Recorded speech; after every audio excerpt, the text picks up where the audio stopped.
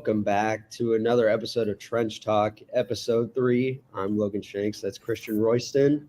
Got another great episode for you guys today. We'll be talking football. It's finally back with the Hall of Fame game tonight. We'll get into that. First, we're going to get to some contracts that were signed over this past week. First of all, Tristan Wirfs becomes the highest paid man in Tampa Bay, signing a $140 million 5-year contract, protecting my man Baker. I think he fully deserves that kind of money. I think it's kind of crazy to kind of see a left tackle get that kind of money. Not surprising at all, but just the fact that, with the salary cap rising, guys are going to get paid, and Tristan Wirfs, he got paid. Yeah, and we talked earlier about whether or not he's definitely one of the best offensive linemen in the league, so definitely like a deserved contract. He came out pretty much year one, started as a rookie in the Super Bowl. He was one of the best right tackles in the league. I'd probably put him as the best right tackle in the league. And then he swapped over pretty much seamlessly last year. So it's like, the versatility, how consistently good he is. He's been all-pro twice, I want to say. It was bound to happen at some point. Good to see him, get paid, that much money, especially because it's almost $90 million guaranteed. Yeah, and this is one of the contracts where they were handling it pretty well behind the scenes. He's been at training camp doing his stuff. I would almost say it's kind of like who else has gotten extended? Kind of like a Tua situation where, he's there. The extension's coming, but, he's Dak. Dak wants an extension, but he's still at practice, whatnot. But, Tristan Wirfs is now, when he joined the league, I felt like he was going to be a game-changing offensive lineman. When he was preparing for the draft, they showed that video of him jumping out of the pool, just standing up. I was like, that's a lot of man. That's a lot of force. And he's an athlete.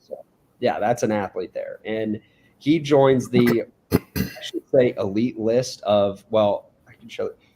Iowa State fan. He's from Iowa, went to Iowa. He now joins the elite club of people like Cooper DeJean, Caitlin Clark, and now him, really, of people that went to Iowa, and I hated them while they were at Iowa, but now that they're out, I'll watch them.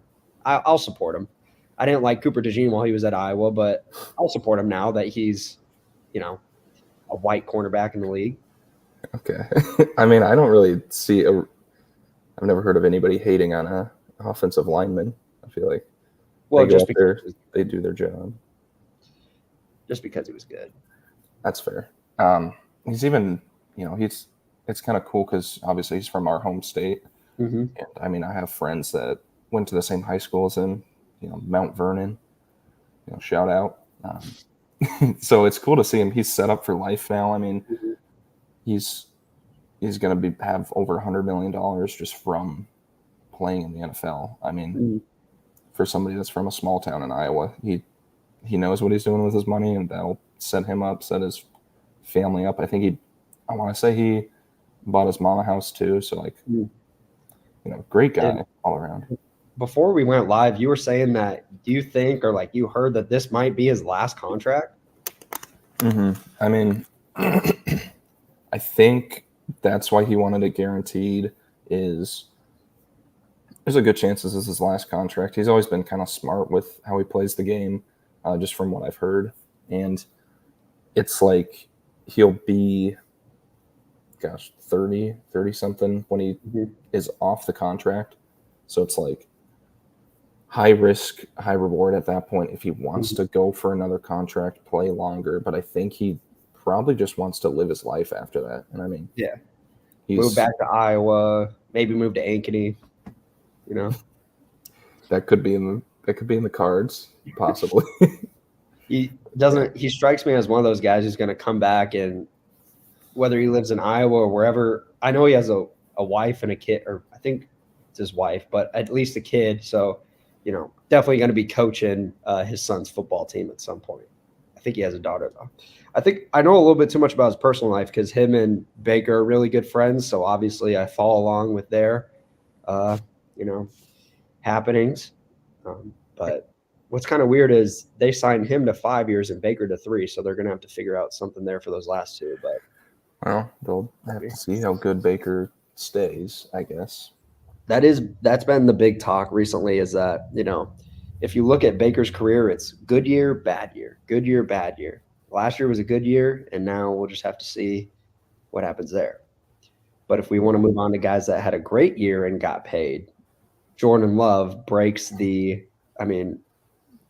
internet with his contract. Yeah. So I know Packers fans, so it's been fun to break this news to them because obviously Jordan Love, 1 year and you're the highest paid quarterback in history. Like, that's insane. It's $55 million a year, which is the top of the list. And it's, I don't know. It's well deserved, I guess, because he did prove that when he gets all the reps, he is another elite Packers quarterback. Sorry, everybody else in the NFC North. You got another supervillain there for you. But $55 million a year after only one prove it year just kind of seems premature. But I guess it's high risk, high reward. Make him happy, and you might have your quarterback of the future just locked in. Yeah, I like that you bring up the high risk, high reward part. That's what everyone's talking about, but that's really what every one of these big contracts is now for quarterbacks. And even if you want to go to guys like Tristan Wirfs, Justin Jefferson, Justin Jefferson signs that huge wide receiver contract. He was hurt last year. So if I get it, people play the injury game, but what a lot of people are saying and what I'm kind of buying into is that this is more of not just 1 year from last year. This is the past 4 years where he sat under Aaron Rodgers and the franchise saw him grow, because he has definitely grown. He grew from when he started that Chiefs game when Aaron Rodgers had COVID, and he's grown since he came in, I want to say now 2 years ago, in that second half of the Lions game that they ended up losing. And especially he's grown from the first half of last year. We saw his numbers get significantly better. So really, if we want to say, they're paying him, they could really just be paying him based on a handful of games in the second half. But I think based on that, he's proven that he is a starting quarterback in this league, especially for the Packers. They want to keep him around, and they're investing hard really early. But you got to think about how there's probably going to be other negotiations with guys like Herbert, Burrow, Josh Allen, the other top quarterbacks, where they might get a little bit more money, and the Packers are locking Jordan Love in right now. So very high risk, high reward, but I understand the move. Yeah. Plus, this kind of seems like the standard now for quarterbacks. Yeah. We're seeing a shift in the market. Patrick Mahomes, $50 million was like world breaking, and now it's like that's below average for what quarterbacks should be getting. We're seeing all these higher of the middle tier quarterbacks. I'd say like the people that are knocking on the door of the top 10 or knocking on the door of the top 5. These guys are the ones that are getting like the 55 million, 50 plus million a year. So we might see some of the elite quarterbacks set the market again, maybe get up to like 60 million, 65 million. And it's really kind of come into perspective for me that guys like getting Kirk Cousins on his deal, and even I'll bring him up all the time, but Baker, getting him at those price points, Baker for like 30 some million a year and Cousins for like 40 some million, that's a budget. And those are two still really good quarterbacks getting paid on a budget. And I'd like to take a look at, guys like Stafford, and what what he's getting paid, when that's still like the high end quarterback play, but you're not paying him like $50 million a year. It's really like the younger guys and like Jared Goff that are getting that kind of money. Yeah, and I was actually going to look up Rodgers' contract as well. Yeah, I think that's got to be somewhere. I believe that's somewhere in the mid to high 40s. So understandable. Yeah, Older, he's but like, still good. yeah, it's like under 40 million a year. So I mean, it's Oh like, wow. So yeah. But I mean, that was an insane amount of money. Like, what, 5 years ago, 6 years ago? I mean, once Patrick Mahomes hit his 50 million a year, we're like, I mean, granted, that was like over a decade yeah, of signing, yeah. but I mean, still, that was insane to see. Mhm. And now it's almost like we're gonna see whichever quarterback signs next is Mhm. gonna set the new record. Which could very well be Dak. Yeah, I So mean, we can talk about him a little later. I want yeah, to ask you this though, like, are the Packers kind of like changing the game of like what quarterback should be? I mean, it's like we hate on them because they're drafting these quarterbacks in the first round when they have an MVP caliber Mhm. quarterback, and then they let them sit for 3 years, 3 or 4 years, and then they have their next Hall of Fame quarterback just ready to go. I mean, Right. is that what more teams should be doing? Because I mean, it seems to be working for the Packers. Right. I think it's definitely tricky to redo stuff like that because let's say even this year or next year's draft, if Mhm. Jerry Jones wanted to draft a quarterback in the first round, and I mean this all depends if Dak gets extended, but let's say he were to do that last year. Who were the first round? Let's say he were to have drafted. Um, who was a first round quarterback last year? Was it just Stroud and Young? I think it might have been, but let's say he just drafts a first round quarterback last year. Well, all the Cowboys fans, including me, would be like, okay, well, what are we doing? I think why it works for the Packers is they're a historic franchise. They're used to being really good, and Mhm. it works for them because they're still going to have they're going to wait, right? Not a lot of teams can just draft a first round quarterback and wait. That's why a lot of people are confused on why Michael Penix was drafted when the Falcons just signed Kirk Cousins because you give Kirk Cousins all this money. You haven't even really seen what he's going to be like and you draft a first round quarterback. I feel like they're using him as insurance when the Packers have had a plan every time, like when they've drafted Rodgers and they've drafted Jordan Love. Now with Rodgers, it was more like okay, this guy is going to be good. Like, the scouting or everyone was high on Aaron Rodgers when he was coming in the league, but Jordan Love, that was the bombshell. No one knew what he was going to be. He went to Utah State, and now look where he's at now. I think with other franchises, like the Cowboys, they couldn't draft a quarterback right now because they are in the middle of contract disputes with Dak Prescott. Aaron Rodgers had that in his own right on the Packers, but you knew he was going to stay. Dak could very well leave. Yeah, I mean, you also have to be in a position to have a quarterback that sits for a while because, I mean, that's probably half the teams. They're going to need a quarterback either starting from the draft or they're going to need a quarterback within like a year or two. Yeah. So it's like Packers, I guess, are an interesting case where they're making the playoffs like every year with elite quarterbacks. So it's like, maybe they're just in that situation where they can get their quarterback of the future. Although, it almost seems like they're not really getting him at a premium, but I guess if they see something in a guy and they're like, well, this guy could be really good, we'll just sit him under a Hall of Fame quarterback for a while. Right. Which, again, I guess there's not really a lot of places for that. And you're going to ruffle some feathers regardless when you draft a quarterback in the first round, whether it's, you were or you were playing a guy that you drafted a couple years ago, or you signed a guy big in free agency, or he's been your guy for a while. You're obviously going to ruffle some feathers, but the Packers kind of smoothed it over when they drafted Jordan Love. They ended up giving Rodgers a contract, I believe.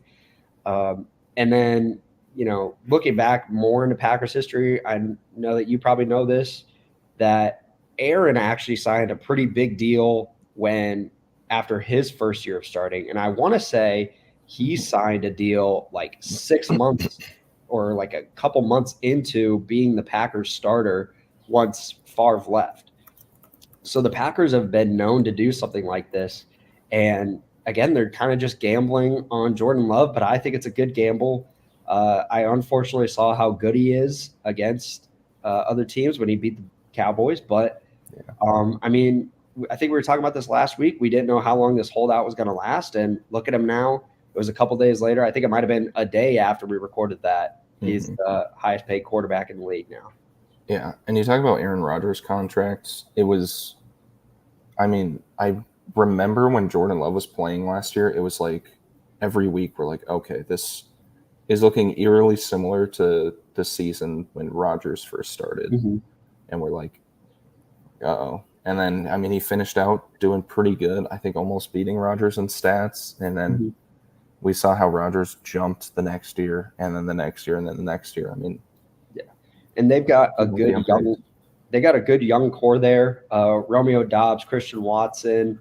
Now they got Josh Jacobs there. So I mean, just talking about this, I'm just really excited for football. And I've never been the biggest Packers fan because of what they've done to the Cowboys in the last, 10, 12 years, whatever you want to call it. But I mean, Jordan, he deserves, I don't want to say quite yet if he deserves the money, but I think he has the potential for us to say that he deserves that much money. Yeah. And I think the interesting thing is it came like, I want to say it was either a day after Tua signed a contract or even the same day as Tua. I want to say it was the same day. And I believe they have the same agent.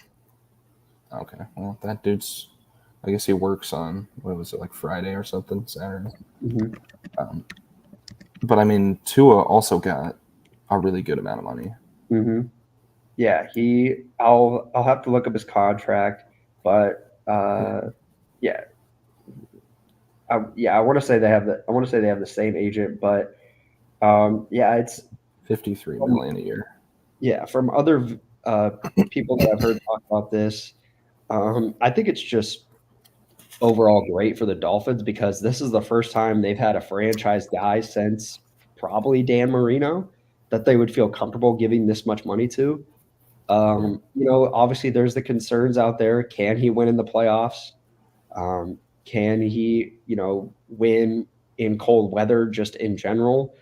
Is it just the weapons that he has around him? These are questions that you could ask for any quarterback, but I got to give a congratulations to Tua because I remember when he came into the league and he was getting pulled from games so Ryan Fitzpatrick could come back in. He wasn't playing great. Next couple of years he's getting hurt, concussions, whatever. Everyone still has their doubts on him. I still have my doubts on him in terms of can he perform in the playoffs and in other environments. But in terms of just being a great quarterback, I think, he's got to be in the top 10 for sure. Led the league in passing last year. And just, I think, this was coming. We knew he was going to get a big contract. So I'm not surprised by it at all. Yeah. And then I like you bring up Fitzpatrick. I don't really blame Tua for being replaced at times by him because, I mean, Fitzmagic is probably one of my top 5 favorite players of the year. Fitzpatrick during that 3-game stretch where he's like a Hall of Fame quarterback. But anyways, Tua, you talk about, I feel like he's kind of proven everybody wrong. Just like they're like, oh, he has all these weapons. He has no arm. He's just an Alabama quarterback. But I mean, he's kind of separated himself. Whereas like, we look at Mac Jones, he's kind of fallen. Gosh, who else? I mean, Bryce Young is, I guess we'll have to wait and see. But I mean, Tua's kind of like become more than just an Alabama quarterback. He seems to be, I mean, their offense last year was probably the most exciting offense since like the early 2000 Rams. greatest show on turf. I mean, they were matching them in, yards, points, stuff like that. I mean, what other team is putting up 70 points on somebody? I mean, that's something that I think you can accredit to Tyreek Hill. You can accredit it to, all of the running back committee that was scoring a ton of touchdowns, but somebody has to facilitate that offense. And I mean, you kind of have to pay that guy. Yeah, and he has one of the, I think a lot of people talk about his deep ball. He has probably one of the most underrated, like strongest arms in the league. And yeah, like he has guys to make plays around him. But I did want to look up his stats here. And so yeah, led the league in passing this year with 4,600 yards, which like that's no joke. Like we got to be honest with that. The big thing here is like he completed 69% of his passes. Like that's just crazy. In terms of just winning, yeah, he had his struggles in his first 2 years, but he has a 32-19 record as a starter. So he wins games. He passes, like he is one of the best facilitators, most consistent facilitators in the league. That touchdown to interception ratio this year was, 29 touchdowns, 14 interceptions. You want to see the interceptions kind of go down a little bit more, but I mean, when you got guys like Tyreek Hill and Jalen Waddle, you're gonna gamble on some throws. So, yeah, you just kind of throw it up and hope that they can get it. What did Patrick Mahomes say? Like, F it, Tyreek's down there somewhere. Yeah. And speaking of, I wanted to bring this up earlier, but I think with Patrick Mahomes, his contract, I think he was asked about it at training camp. I think it was him. And he was kind of just like, we're winning. So I don't like, he didn't really seem to want to change his contract and renegotiate. He almost seemed kind of fine with getting paid. I mean, he's still getting paid handsomely, but like compared to the other guys who I think the top 7 paid quarterbacks now have 0 Super Bowls. Yeah. Well, I think it's like top 8 now with Jordan Love in there. I mean, yeah. I feel like, Mahomes obviously has that $500 million deal. Yeah. So he should be set up for life, like even beyond that. So I think he now is in the same mindset that Brady was in when he was winning Super Bowls, where it's like, sure, you could match the market. Patrick Mahomes could get paid $65 million a year. That would be deserving. But then where does that put your team, right? Like that just sets him behind by so much. It's like why not? He honestly could take like a smaller contract to stay on a winning team, which is what got Brady 7 rings. Right. And I mean, that's a whole nother discussion someday about how many rings can Patrick Mahomes get on that contract. I remember when it first signed, I thought he was getting like maximum. I was like, they got all these good quarterbacks in the league. Maximum, he'll get 2 more. Well, he's already there, and he's got like probably 6 or 7 years left on that deal. So yeah, I mean, yeah, because to be honest, this might be the most competitive that the NFL has been in a while, if not has ever been. Because I mean, we look at those early 2000s to almost like 2010s when Tom Brady was dominating the league. It was like 4 teams that were contenders at a time. And a lot of the other teams were just kind of like there in the mix. Yeah. Maybe there would be like a year where the Giants would randomly be good and win a Super Bowl, or the Packers would figure out their stuff and win a Super Bowl that one time. But I mean, if you put like, I'm thinking about the 2010s quarterbacks, if you put them into like this league, that's obviously like passer friendly, obviously, but the big thing I'm thinking about is like, if you imagine putting Tony Romo even at his prime into this league, is he even top 10? No. Okay, I'll just say this. Dak is better than Tony Romo, and people don't even think he's top 10, but which is a whole nother discussion. But other 2010s quarterbacks that like if you put like prime Matt Ryan in here. Yeah, He's he'd be like borderline top 10. he'd be like top 5. Brian Brian, Matt Ryan won an MVP. okay, He should have won a Super Bowl, but terrible coaching. okay, bad example, I guess. Who else was in there? I'm blanking on, you know. Who's the Vikings quarterback? Oh Teddy well, Bridgewater for a bit. yeah, Teddy Bridgewater. Christian Ponder. I mean, Andy Dalton brought the Bengals to the playoffs 4 times. That's So true. We saw how he turned out. yeah. Um, I mean, there were like franchise guys, obviously like Drew Brees and Rodgers and Manning, but I mean Manning in the tail end for his 2010s. But I mean, far a little bit removed, but like Andrew Luck, he's probably top 10 still. Yeah. But I mean, there were top 10 guys, but I just don't. It was like almost like a transition period. mm-hmm. It was like we have a lot of teams that don't have quarterbacks. We have a lot of the really good guys that are getting older. I mean, we saw Drew Brees on the tail end. We saw Peyton Manning on the tail end of his career. Rivers. Yeah. So, I mean, they weren't in their primes. I mean, they were in the primes in the early 2000s, but I feel like with Roethlisberger, for example, their primes were pretty short. They were really good for a long time, but they weren't, elite forever. They were elite for a few years. Whereas like people like Peyton Manning and Tom Brady were just elite for 20 years, Now, if we want to transition into, we've been talking just like a finance podcast right now. We could transition a little bit into the wide receiver market, which not a lot happening outside of, that a DJ Moore deal that got done, which, congratulations to him. I really did expect this extension to come, but I guess it makes sense. This has to mean something good has been going on in Bears training camp.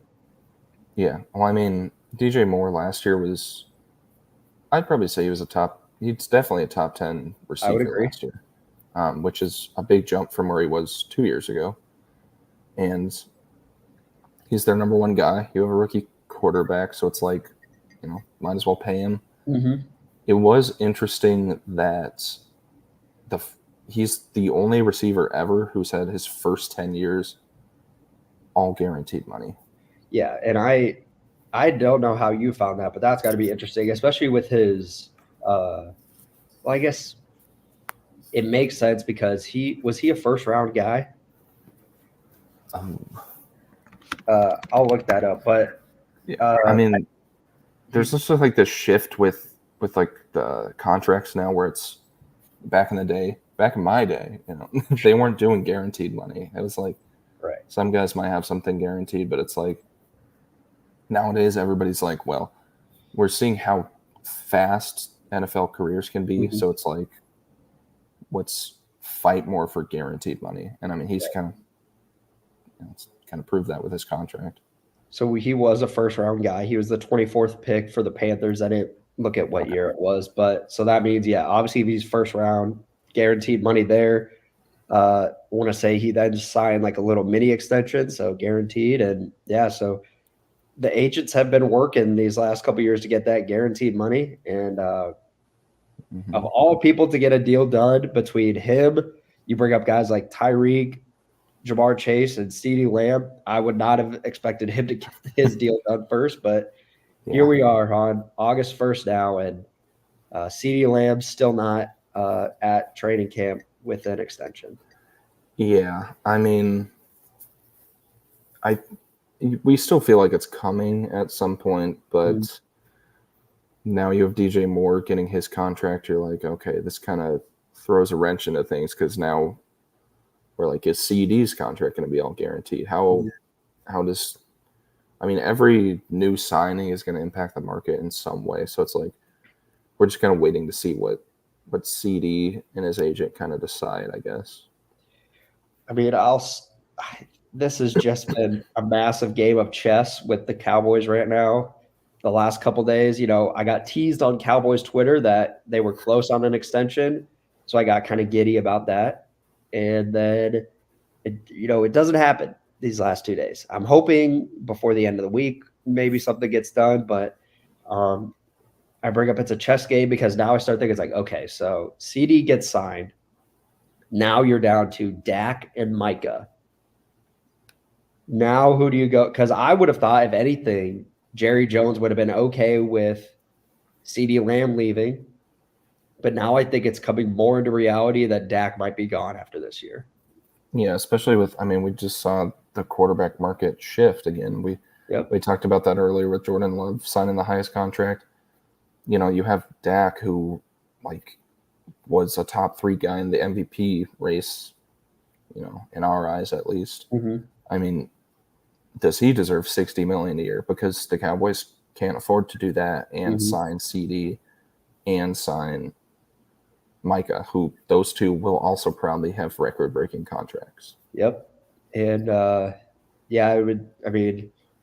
if he walks after this year, there's a lot of people that would sign him. A lot of teams that would go out and give him probably not, top of the league money, but still, around 50 million. And I think it's becoming more and more real, especially I'm sure if you saw his comments last week or a couple days ago about to the media where he's like, all the guys that I watched growing up, they played for multiple different teams, Manning, Brady, Rivers, guys like that. So okay.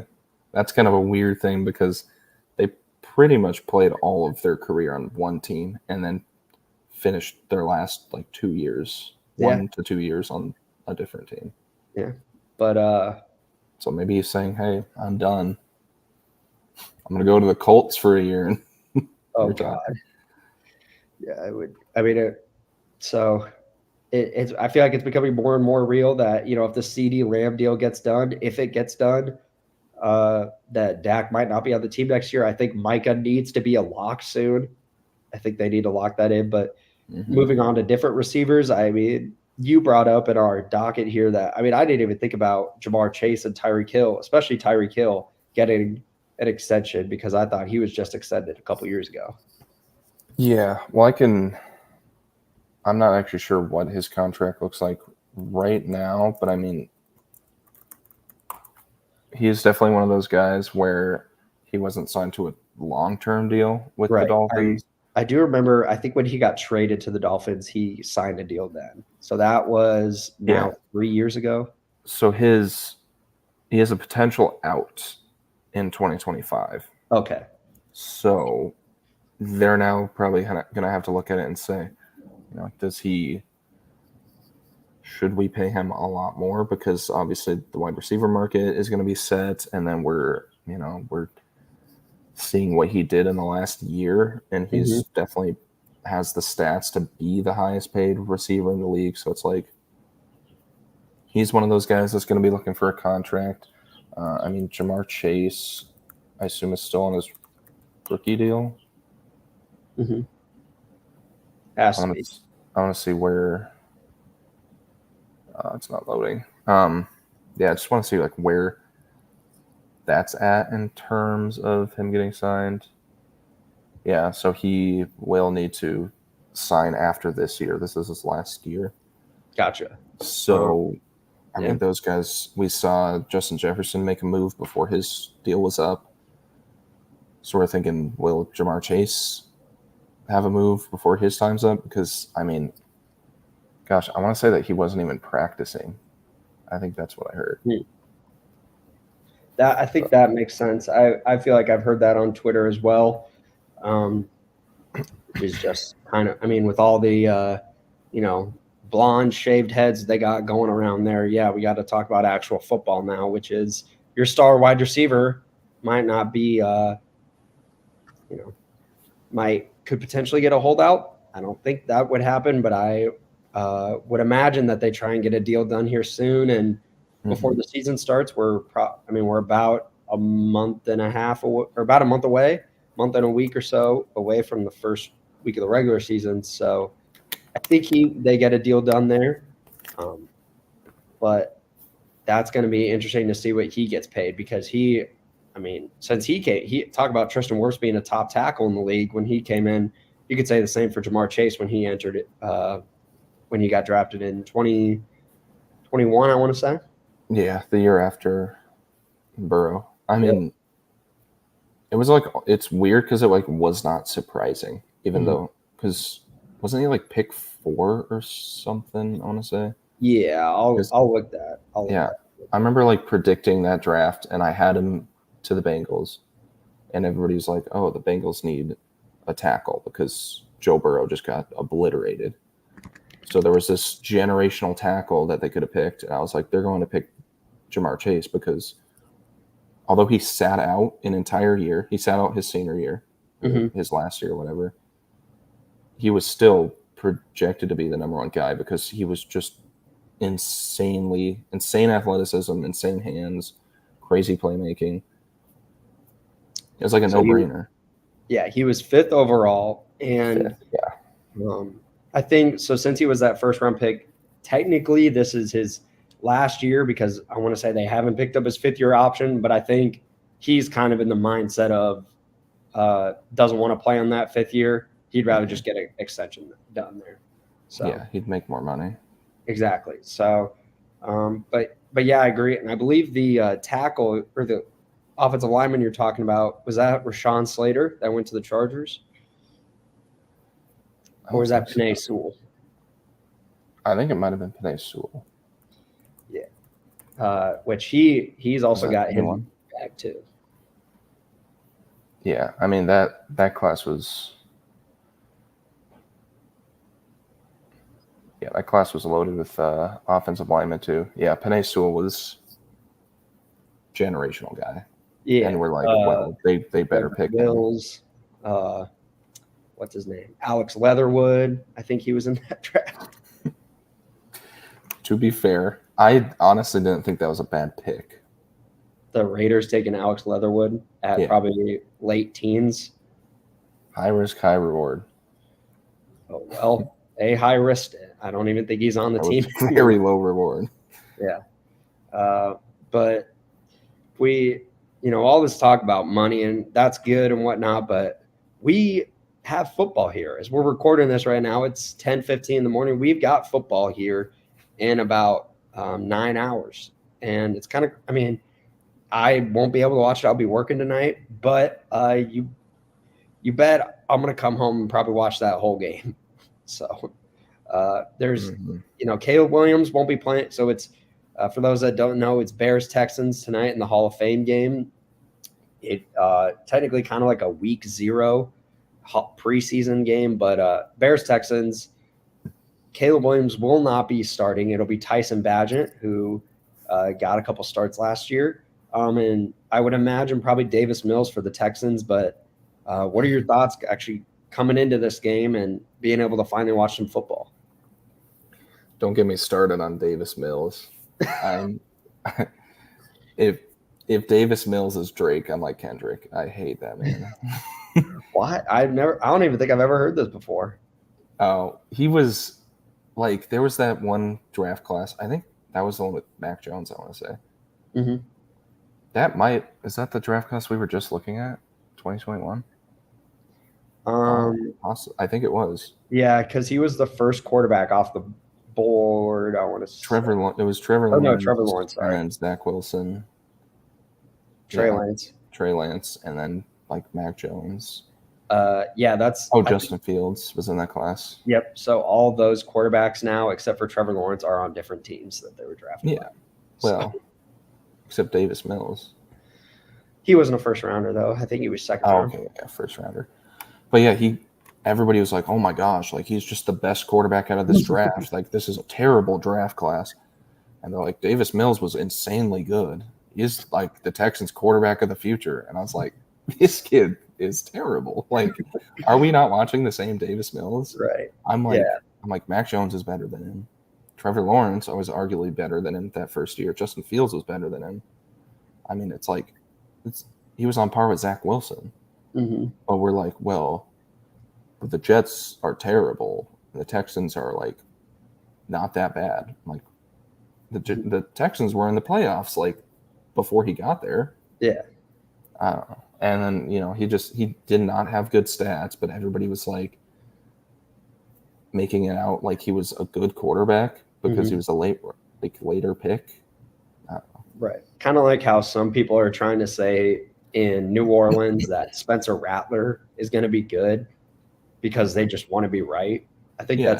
some people just want to be right on late picks. Yeah, they're like, well, we predicted Davis Mills to be good, and look, he's starting. And it's like, okay, he's starting, but he's like a Desmond Ritter type starter. It's like, right. Can we get out of the situation as soon as possible? Yeah. I mean, he was at his ceiling, and the ceiling was super low. Yeah. Double-digit pick. I mean, sorry to keep ripping on you, Davis Mills, but he had double-digit picks his first 2 years. I mean, led them to getting the second overall pick in that draft or in last year's draft. So, yeah, his first year was 2,600 yards, 16 touchdowns, 10 interceptions. They went 2-9 when he was starting, and people were saying he was better than other guys. Zach Wilson was better. Sorry, not sorry. And we can talk about moving into some rookie quarterbacks. I mean, that Hall of Fame game, I did kind of want to talk about players that we're excited to watch. I'm going to be honest with you. When it comes to preseason, I don't know much about the draft. You know more about the draft than I do. The only player that I'm really looking out for on the Texans this year in the preseason is Xavier Hutchinson because he's an Iowa State guy. Yeah, I think he could get some reps. Yeah, he was like probably wide receiver, like 5 or something. He was getting reps in games last year in the regular season. So, yeah, and I would imagine, I mean, kind of sucks because he moves down the depth chart now that Stephon Diggs is there, but I would imagine guys like Diggs, Tank Dell, and Nico Collins just aren't going to play in the preseason. If not in this Hall of Fame game, at least. Yeah, no. It's going to be interesting to see who plays because it's I actually do not know because I want to see Romeo Dunze is who I looked up. Yeah, that's right. The really good Bears receiver. I really want to see him because I think he's been decent in training camp. Mm-hmm. But I don't even know if he's going to play because he's already a starting receiver because the receiving core is not that great. And I would imagine if you're going to, I mean, this is just me personally, if you're going to get him reps, like live game reps, you're not going to want the guy that's throwing him the ball that's not going to be the day one starter. Yeah. Although, yeah. I mean, he can still, he could, still get some live game reps with somebody who's not Caleb Williams because there's a good chance Williams might not even play the preseason. Mm-hmm. I think I saw that Rodgers isn't playing the preseason because of injury concerns, but I mean, Caleb Williams, the diva that he is, maybe he just doesn't want to play the preseason. I have seen a lot of good things come out about him in camp, not just videos, but also he seems just kind of like a good character guy. Like, a lot of people are talking about how he like threw a water bottle away and missed the trash can, picked it up, and then after a practice was telling his teammates that they need to pick up for like the janitorial staff and stuff like that. Good job on Caleb Williams for getting good PR stuff on him, but it is interesting because I mean we were going in before last year. We were like, Caleb Williams might stay in college because he doesn't want to go to the Bears, right? And then going into last year, we're like, okay, Caleb Williams is just a head case. He's going to be a problem. He's not doing anything at the combine. He's, telling half the teams that they're not going to draft him because he's going number one. But then, like, since he's gotten to the Bears, it seems like he's fully bought in. He's like, all right, this is my team. I'm going to go win games. And I think that's good. Yeah, there's a lot of hype that the Bears could actually be good, that this is their guy, that they've been like, they've had their Justin Fields, their Mitchell Trubisky's, but this feels real that this is going to be their guy. And I think he's bought into that. He's confident. I don't know how good the Bears are going to be, but, it sounds like he really wants to be there, which, like you were saying, was not the case We didn't think that was the case going into last year. Okay, real quick, this is breaking. Justin Fields and Russell Wilson just got into a fight during practice. Oh God. No. What? Like an actual fist fight. That's crazy. What? There's no shot. Where are you seeing? I mean, you got to be seeing it on Twitter. Where did you? Do I really just have to look up? Maybe. Apparently, what I'm hearing from a not credible source, but maybe. NFC. Got NFC North News. A good video. Yeah. Apparently, Fields threw a touchdown pass There's and no then shot. said to Wilson, most expensive backup in the league, should be making subs at Subway. That's got to be cap. There's no way that that's real. That's funny. I mean, the fight's real. The fight is real, but there's no way. Well, now I'm seeing the same video that says Justin Fields gets hit very late and the entire Steelers offensive line stands up for him. You think that's it? Yeah, I think it's an O-line fight. I think you're kind of Scheftering us right now. I'm just saying what I'm seeing. All right. Well, for those that want to know, maybe we can figure it out later. NFC North News is credible source on Twitter. I think you're kind of leading us astray here on the Trench Talk Network. I'm getting multiple of different guys. I haven't seen anything from my guy. You have to what? I haven't seen anything from my guy Ari Mirov, so and you probably won't. He's a trusted source for me. But I usually go off Rappaport and Schefter. And maybe he's right 98% of the time. Anyways, imagine if you had that passing accuracy. Be the best quarterback in the league. If there was a Tweeter Hall of Fame, I'm sure he'd be borderline. But in the NFL Hall of Fame, we got a lot of good selections coming into this year's class that will be honored tonight. Some guys from our childhood. It's good to see them come in. The guy that sticks out to me is Devin Hester.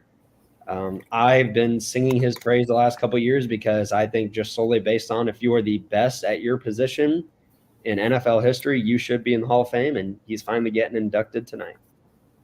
Yeah. I mean, you could argue he's the best. He probably was the best returner of all time. Yes. He has 20 return touchdowns, which I actually had to look up yesterday because on his Pro Football Reference, it just showed 19 punt return, 19 kick return and punt return together. It was 19. I was like, okay, where's this other one coming from? I look. He returned a missed field goal.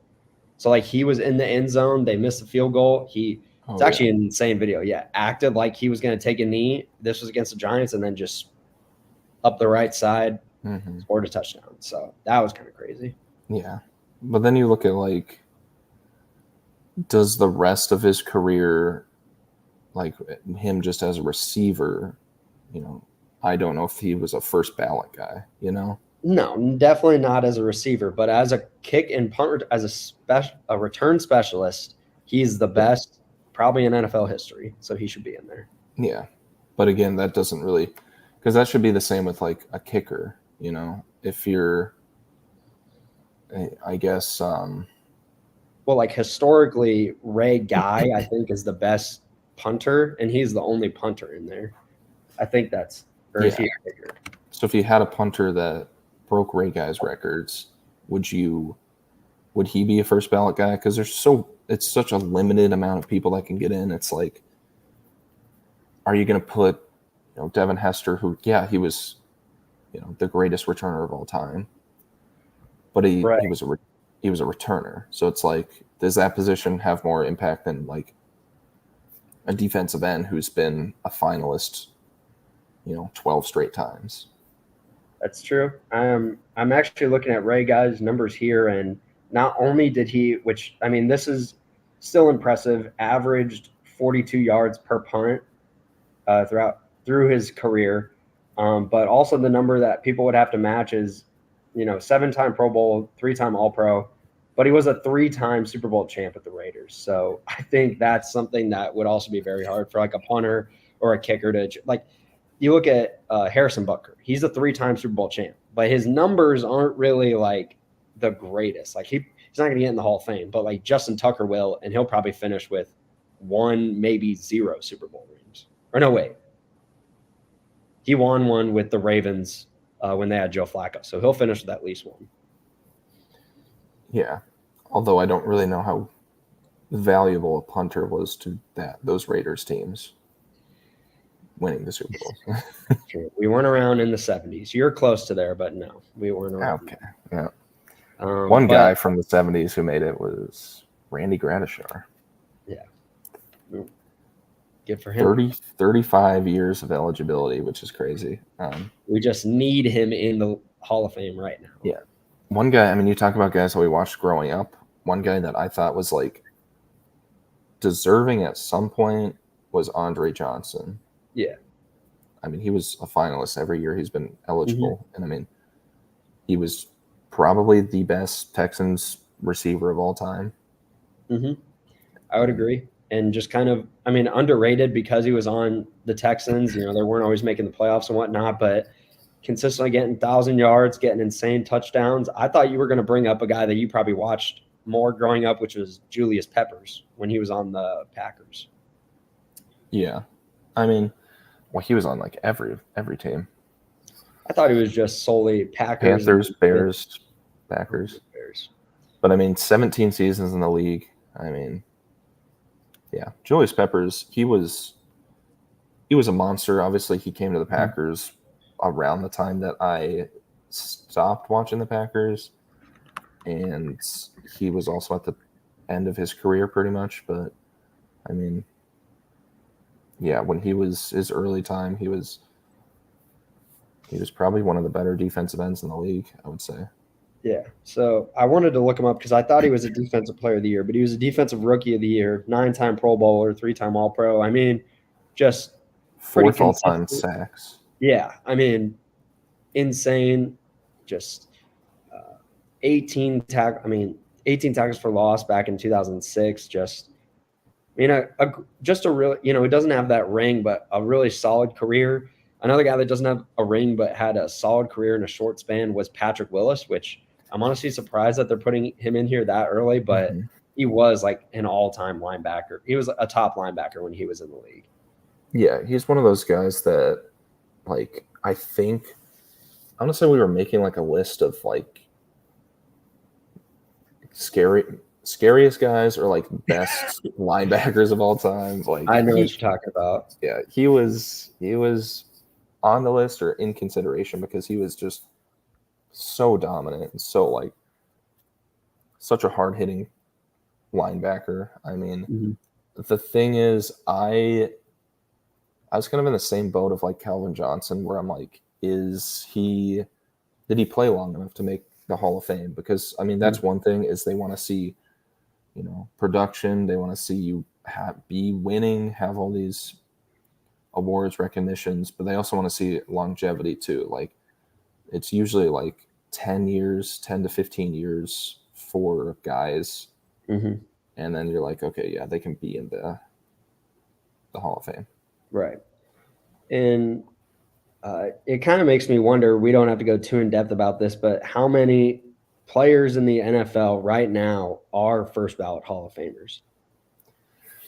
This is a topic that I think people talk about almost every year around this time, just because it makes you, it makes you think about just this, how many, sometimes how rare it is to get into the NFL Hall of Fame, but then you got guys that, maybe are debatable, borderline, but like no doubt first ballot Hall of Famers in the league right now.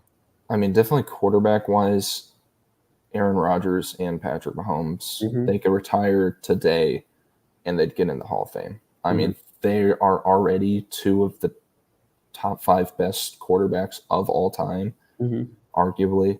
But I mean, those guys, once they retire, they're pretty much a shoo-in. It's like it's the same with like Tom Brady when his class comes up, he's going to be first ballot. Like, right. Those are guys that you're like, okay, should we even wait to put them in? Why don't we just put them in this year? Because obviously they're going to make it. Other like position, I think that's might be it for the quarterbacks. I mean, I don't really envision anyone else that's in there right now. But then maybe Matt Stafford, he's borderline. Yeah, I don't think he's a first ballot guy just because, obviously, like, I'm super high on Matt Stafford just because I saw him play for the Lions a long time, and he was super underrated. I mean, he was like a top 5 quarterback in the league, like most of his career, and he has a Super Bowl. But I mean, you kind of have to look at guys with one Super Bowl differently, just because you have to be like doing something different. You have to be setting yourself apart from the rest of the pack because Aaron Rodgers, his Super Bowl isn't the reason he's going to be in the Hall of Fame. It's because he has 4 MVPs. Yeah. Wide receivers, I think Mike Evans is a no doubt first ballot, or at least should be. That's what I was thinking. That I feel like there might be some borderline guys like you think maybe see how Devontae Adams finishes out his career. Same with Tyreek Hill. But tight ends like Travis Kelce. Travis Kelce is for sure first ballot. There's probably some offensive linemen in there, but it's really hard. Defensive side of the ball. Yeah, a guy like Bobby Wagner might be first ballot. Yeah, I mean he's a guy that has Super Bowl wins. He has the only thing he doesn't really have is Defensive Player of the Year. I mean, I could see Stephon Gilmore being a first ballot. I could see that. Yep, he's got the Super Bowls and the Defensive Player of the Year. I think this is an early call on it, but like guys like T.J. Watt and Myles Garrett. So, and I mean, I kind of want to give props to Khalil Mack as well because he's been one of the most dominant defensive ends through like all the teams he's been on. And he's got a Defensive Player of the Year, right? I don't think so. Okay. Yeah.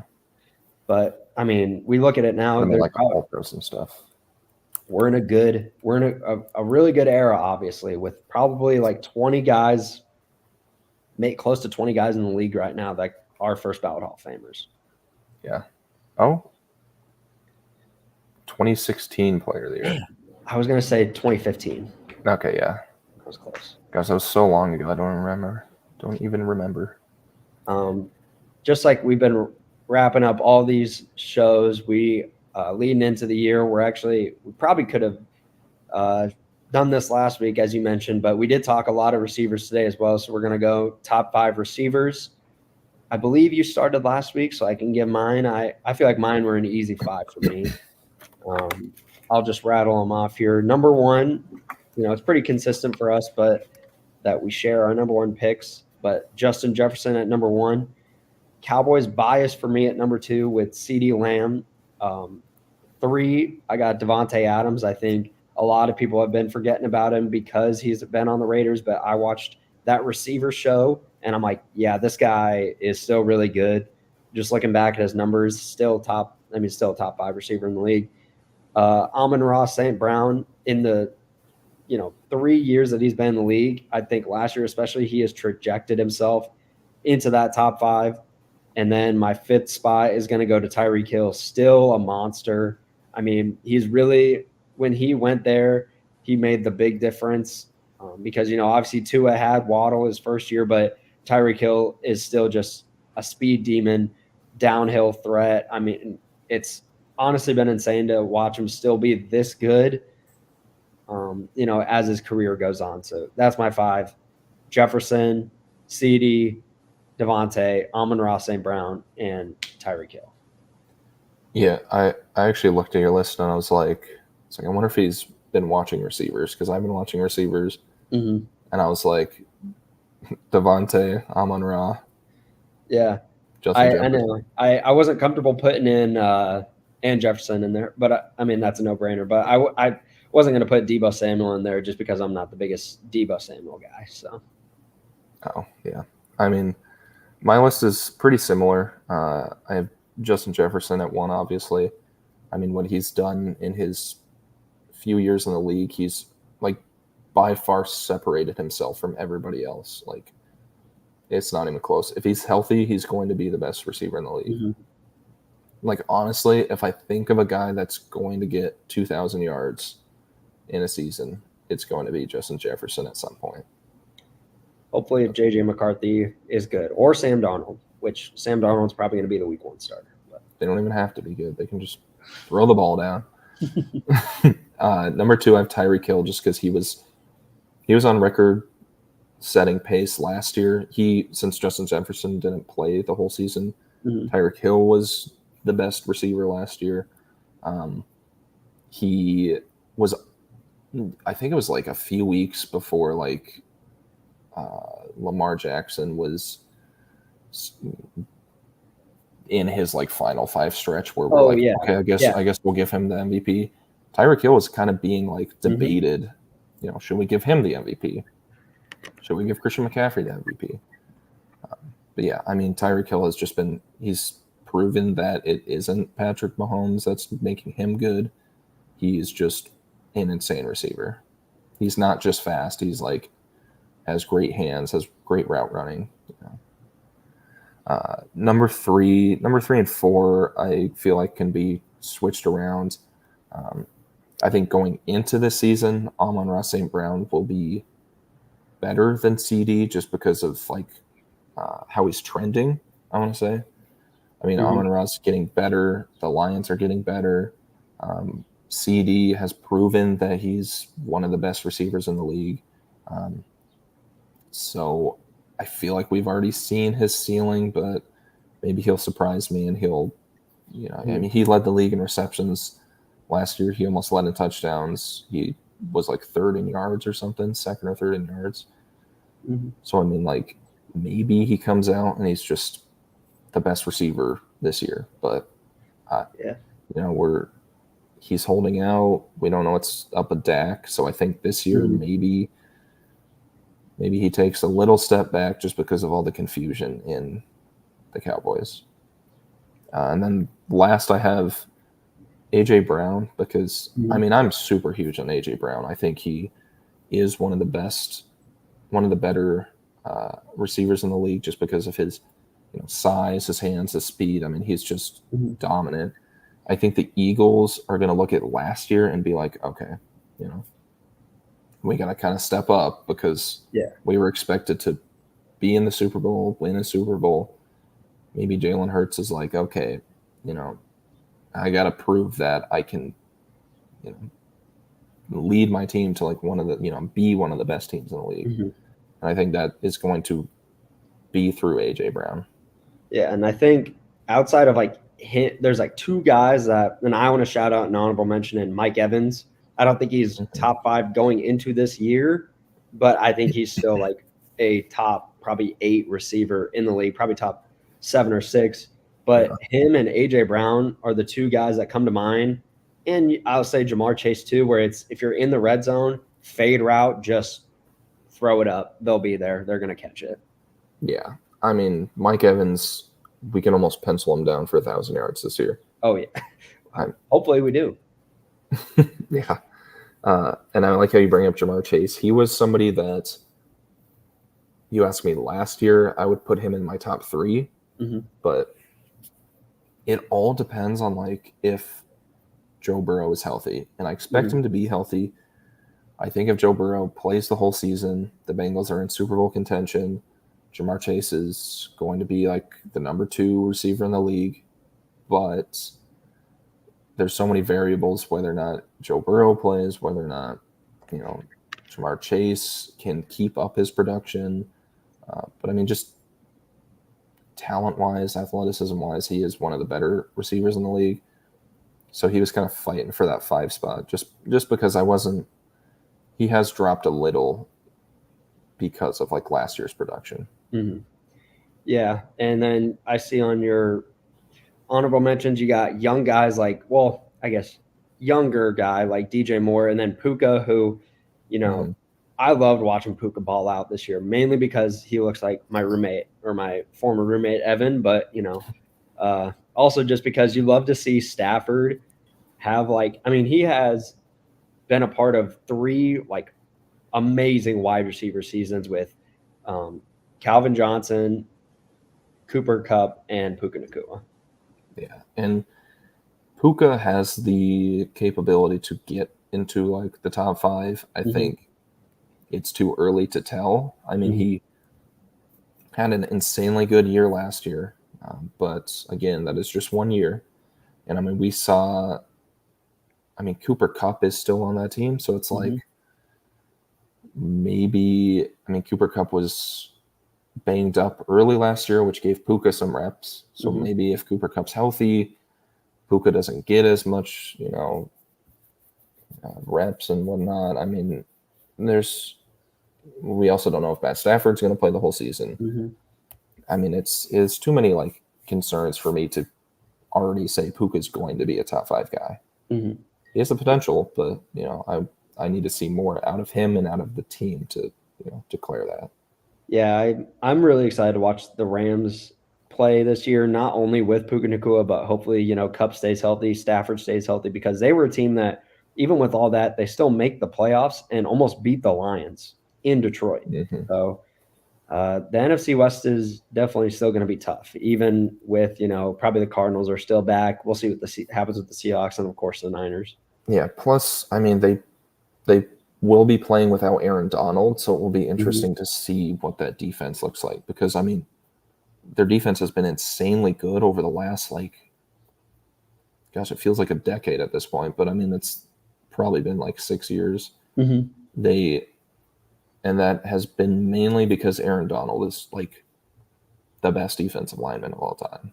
Yeah, so, and can't forget about Kyron Williams, too, that we talked about last week.